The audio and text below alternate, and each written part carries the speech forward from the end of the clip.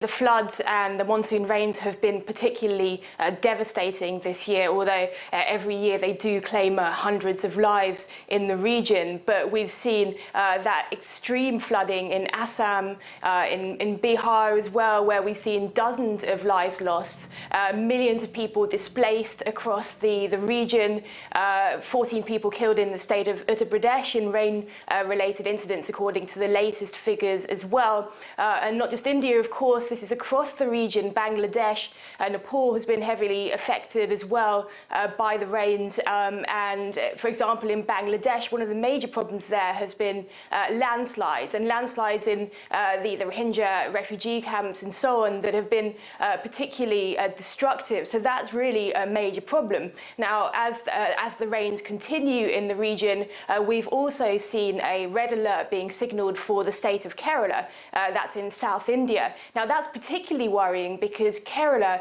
really experienced very, very devastating effects from the rains and floods last year, when more than 300 people were killed in the worst floods the state of Kerala had seen in decades. So that's an extremely worrying factor for them if there are these heavy rains that are being forecast and potential risk of flooding there. People are now on very, very high alert, and that brings back obviously those bad memories from last year where Kerala was also somewhere that experienced landslide and huge amounts of damage were done by those floods, and it was really reeling from that damage that was done. It took a long time to really even to start to recover from that. And as we speak, sort of rescue operations, relief operations are continuing across the region.